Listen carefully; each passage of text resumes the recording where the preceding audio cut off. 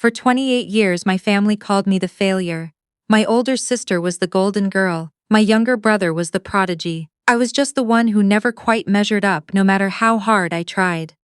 At my grandmother's 80th birthday party, my aunt pulled a man in an expensive suit over to where I was standing by the dessert table and said, loud enough for half the backyard to hear, "This is the one who still can't hold down a real job." I looked at my aunt, then I looked at the man. He set down his glass of lemonade, reached into his jacket, and pulled out a business card. "Actually," he said, "I'm here because of her. You see, I had a secret nobody at that party knew about." Before I tell you how one phone call took apart everything my family had spent 2 decades building, let me know in the comments where you're watching from, and hit subscribe if you've ever had to sit through a family event knowing exactly how little they thought of you. My name is Maren, and I'm 31 years old. I grew up outside Charlotte, North Carolina, in a house that always smelled like my mother's lemon cleaning spray and felt like a stage nobody told me I was supposed to be performing on. My parents, Diane and Walt, ran a small chain of regional insurance offices, and image was everything to them. Not wealth, exactly, we weren't the country club type, but respectability. The kind of family that shows up to church looking put together, that gets thanked by name in the Rotary Club's newsletter, that has framed photos of every milestone arranged just so on the mantle. My older sister Ashley fit that mold perfectly. She was homecoming queen, then a pharmaceutical rep with a leased BMW and a fiancé who sold commercial real estate. My younger brother Tyler was the family genius, full ride to NC State, now an actuary at a firm 2 towns over, the kind of son my father could brag about at the barber shop. And then there was me. The one who studied art history in college, who worked a string of jobs nobody in my family could explain at parties, who didn't get married at 26 like Ashley or buy a house at 28 like Tyler. I was, in my mother's words, still figuring it out.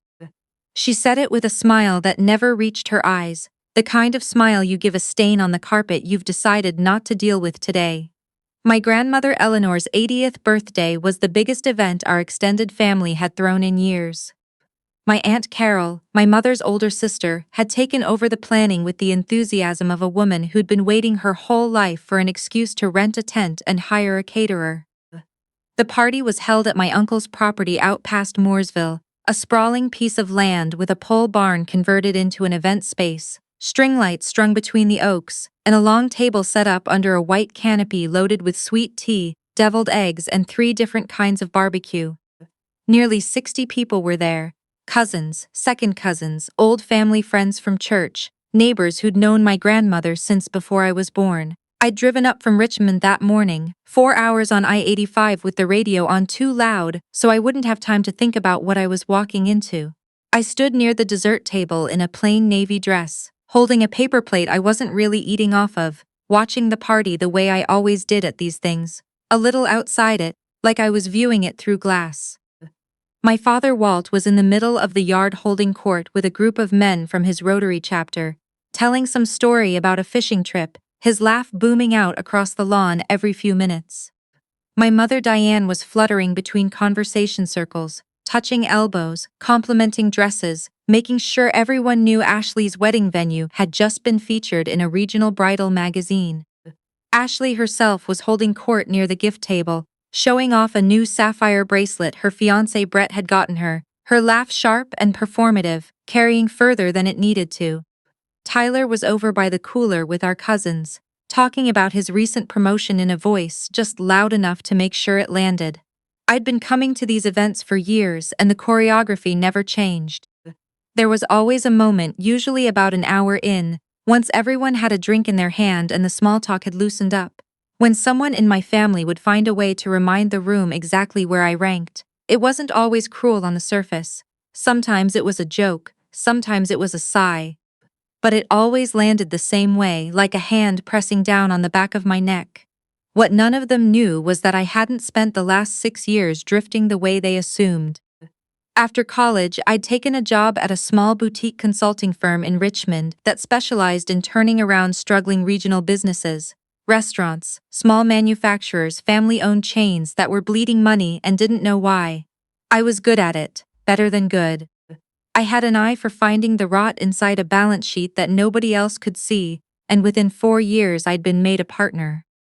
2 years after that, with the backing of a private investment group out of DC, I'd started buying small stakes in struggling companies myself, restructuring them and selling them off once they were healthy again. I wasn't rich the way Ashley's fiancé Brett was rich with the boat and the lake house. But I'd quietly built something real, something that had nothing to do with the version of success my family understood. And I'd never once mentioned it to them, because I'd learned a long time ago that anything good I said about myself got reframed into something to be suspicious of, or worse, something to be jealous of and then punished for. I was halfway through a deviled egg when I felt the air shift behind me. I didn't need to turn around to know it was my Aunt Carol. Carol had my mother's same gift for finding the exact words that would cut without technically being cruel enough for anyone to call her out on it. She'd been doing it to me since I was 12 years old. "Maren," she said, her voice already pitched for an audience. "I want you to meet someone." I turned around. Beside her stood a man I didn't recognize at first, tall, maybe mid-40s, dressed in a gray suit that was clearly not off a department store rack. The kind of tailoring you only notice if you know what you're looking at. He had a calm, unreadable expression and was holding a glass of sweet tea he hadn't touched, the way people do when they're at an event out of obligation rather than enjoyment. Carol had her hand on his forearm in the proprietary she touched anyone she wanted to claim credit for. "This is Gerald," Carol announced. "He's a friend of Dawn's from the lake. Gerald, this is my niece Maren." She paused for exactly the right amount of time, then added with a small laugh meant to invite him in on the joke. "She's the one in the family who still hasn't quite found her footing. Bless her heart, she's tried a little bit of everything." A few cousins standing nearby chuckled the polite, complicit laugh people give when they've heard this routine before and know their part in it.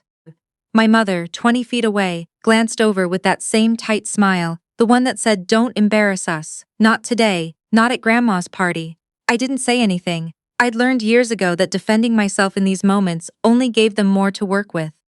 I just looked at Carol and then at Gerald, waiting for the usual reaction, the polite, uncomfortable nod, the quick subject change. Instead, Gerald set his glass down on the dessert table. He didn't laugh. His expression had gone very still, almost careful. The way a person looks when they've just realized they're standing in the middle of something they understand far better than the people around them. "Maren," he said. And there was something different in the way he said my name, like he already knew it before today. "It's good to finally meet you in person." Carol's smile faltered just slightly. "You two know each other." Gerald reached into his jacket and pulled out a card, the heavy embossed kind, and held it out. "Not to me but to Carol." "Actually," he said, his voice carrying easily across the small cluster of relatives who drifted closer to listen. "I'm here because of her." Carol stared at the card without taking it. "What do you mean? Did Dawn set this up as some kind of joke?" "No joke," Gerald said. "My name is Gerald Whitfield. I'm the managing partner at Whitfield Capital Partners." He let that sit for a second before continuing. "We hold the majority stake in Brightline Risk Group." I watched my aunt's face do something complicated, a flicker of recognition trying to surface and not quite landing. Brightline Risk Group was the regional underwriting firm my father's insurance offices had been quietly dependent on. For the last several years, the company that handled the bulk of his commercial policies and, more importantly, the revolving credit line that had kept two of his struggling branch offices afloat since the bad winter 2 years back. And, Gerald continued, Maren is the managing director who restructured the deal that kept Brightline solvent 18 months ago. Frankly, she's the reason your brother-in-law's branches are still open. The yard had gone strange and quiet around us. I hadn't even noticed my father had wandered over, drawn by the shift in Carol's posture, and he was standing there now with his drink forgotten in his hand, his face draining of its usual ruddy confidence. "That's not." Carol started, then stopped, looking at me like she was seeing me for the first time, trying to reconcile the woman in the plain navy dress with whatever Gerald had just said. "It's fine, Carol," I said quietly, and I meant it in a strange way. I wasn't angry yet. I was just tired, the kind of tired that comes from holding something heavy for so long you forget. Your arms are shaking. You didn't know, but my father knew. I could see it on his face, the slow arithmetic happening behind his eyes. Brightline, the credit line, the name on the restructuring documents he'd signed 18 months ago, without ever once asking who the consulting firm representative actually was. Because why would he have looked twice at a name he'd already decided meant nothing? My mother had made her way over by then too, and I watched her search my face for some sign that this was a misunderstanding, some explanation that would let her keep believing the story she'd told herself about me for 31 years. I didn't give her one.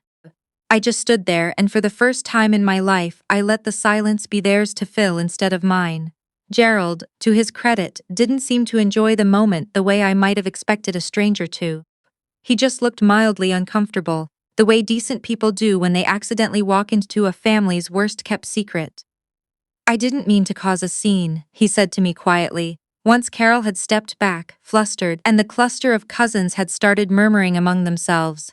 "Dawn mentioned you'd be here." I had no idea this was. He gestured vaguely at the tension still hanging in the air. "I just wanted to say hello." "You didn't cause anything," I told him. "You just told the truth." I want to be clear about something because I think it's easy to hear a story like mine and assume what came next was some triumphant, screaming confrontation, plates thrown, decades of resentment finally erupting across a birthday party. It wasn't like that. I didn't say a single cruel word that day. I hugged my grandmother, ate a slice of her favorite caramel cake, and left a little after 4, the same as I would have any other year. But something had shifted, irreversibly, in the way my family looked at me, and over the following months that shift didn't fade. It deepened. It started with my father. 2 weeks after the party he called me, the first time he'd called just to talk in longer than I could remember. He didn't apologize, not really. Not the way I'd once fantasized he would in the version of this story I used to play out in my head as a teenager. Lying awake after another dinner where Ashley and Tyler got asked about their lives and I got asked if I was seeing anyone yet. Like that was the only thing worth measuring. Instead, he asked carefully, almost shyly, what exactly it was I did. I told him. I explained Whitfield Capital, the restructuring work, the small portfolio of regional companies I'd helped pull back from the edge, including, as it happened, the very underwriting group that had quietly been propping up his business for 2 years. He was quiet for a long moment on the other end of the line. "I had no idea," he said finally. "I think your mother and I just assumed." He stopped. "We assumed wrong." I didn't let him off easy, but I didn't make him grovel either. I'd spent too many years wanting an apology to enjoy watching someone fumble through one badly. I just said, "Yeah, you did," and let him sit with that. My mother took longer. Diane had built her entire identity around the narrative of her 3 children, the beautiful one, the brilliant one, and the one she could comfortably explain away as still figuring it out, because that story made her feel like a reasonable, patient mother rather than someone who'd spent 3 decades playing favorites without ever quite admitting it to herself. When the story finally cracked, she didn't crack gracefully.